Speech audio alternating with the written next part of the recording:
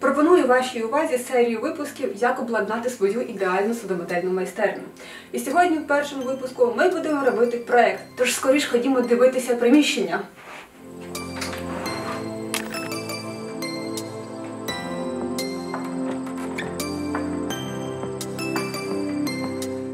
Приміщення досить світле, не дивлячись на те, що кімната має лише два маленьких віконця під стелею. Тепер займемося плануванням судномодельної лабораторії. Кімната площею усього 25 квадратних метрів. І я хочу умовно розділити її на дві зони.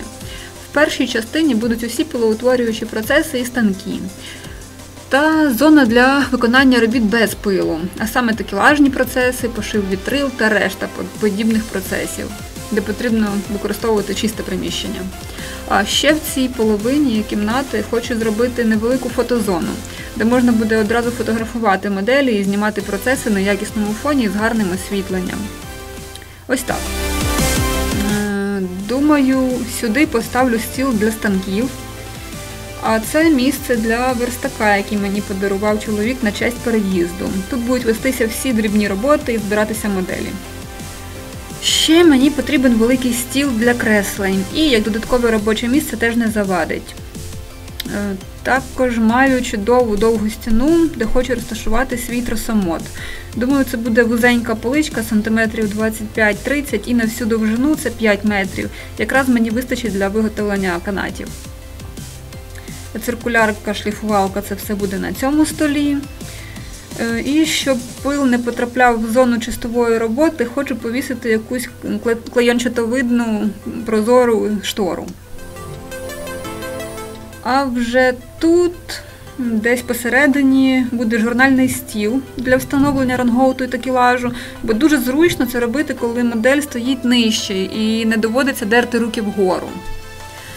Ще мені потрібні будуть стелажі з поличками для книг. А в цьому куточку я залишу пресувальну дошку. Вона тут була і до появи майстерні, та й вітрила іноді теж пресувати треба. За дверима поставлю ще один стелаж для фотообладнання. Тут будуть рефлектори та додатковий реквізит, який може знадобитися. В цьому місці розташую як мінімум два фотофони – білий та чорний, на стійках. Або, може, стаціонарно прикручу до стелі, але про це я ще подумаю. І нарешті освітлення. Це буде кілька постійних джерел світла, не студійні спалахи, щоб використовувати його як і додаткове освітлення по всій судомодельній лабораторії, особливо при роботі зі станками. Це буде мінімум 3 софтбокси, на стійках 2 та 1 журавель, цього вистачить. Ну, ось такий приблизно план проєкту, тож тепер його треба втілити в життя. Колись це приміщення було кімнатою хлопчика-підлітка, хоч і знаходиться в напівпідвальній частині будинку. Тому тут по периметру дуже багато розеток і є автономна система електроопалення, хоча підвал і так досить теплий. Зараз тут живе лише пресувальна дошка і зберігається колекція вина чоловіка. Спочатку я думала залишити ці пляшки як елемент декору, але він вирішив перемістити свій винний погріб. Мабуть, йому так буде спокійніше. Звісно, перш за все я взялася спустошувати кімнату і прибирати сміття, та наводити жах на павуків. До моєї появи це були єдині мешканці в цьому приміщенні.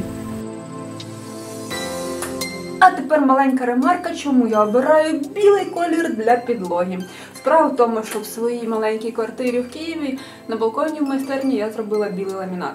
Це полегшило пошуки дрібних деталей під столом.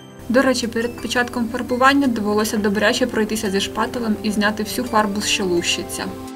Я думаю, кожен проводить під столом багато часу в пошуках дрібних деталей. А на білій підлозі це зробити набагато легше. Тож, вперед!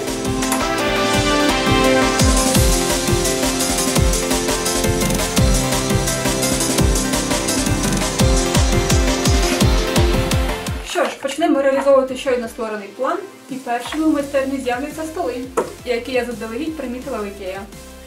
Так, зараз ми на моїй новенькій білій підлозі будемо складати робочий стіл, так званий workbench або верстат. Ось так, справжні чоловіки дарують дружинам верстаки, а то починають видумувати хутро, коштовності. Ось це справжній скарб, і я розумію.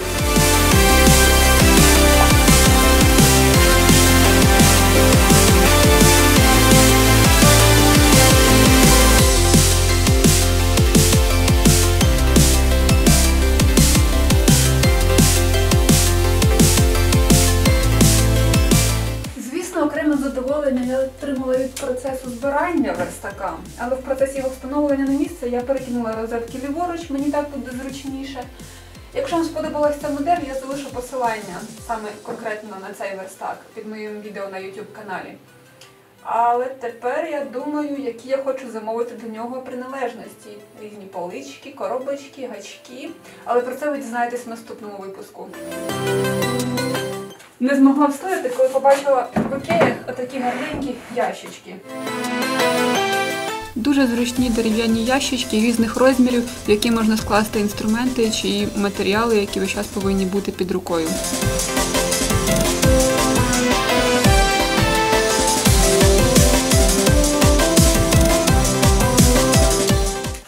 Мені не вистачає ще стільця.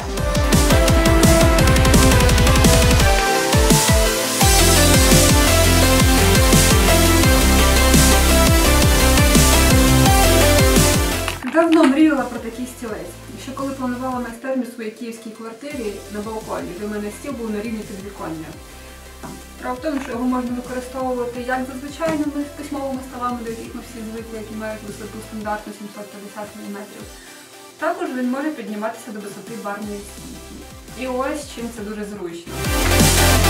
Коли ви працюєте, встановлюючи вітрила, або просто піднімаєте руки на моделі, набагато зручніше просто підняти стілець. Також з таким стільцем зручно працювати і за верстаком. Щоб не стояти, можна присісти на такий стілець. Що ж, перший випуск облаштування майстерні добігає до кінця. Але в наступному ви побачите переїзд, встановлення станків і обладнання, тобто запуск і початок роботи судомодельної лабораторії. Тож я кажу вам до зустрічі!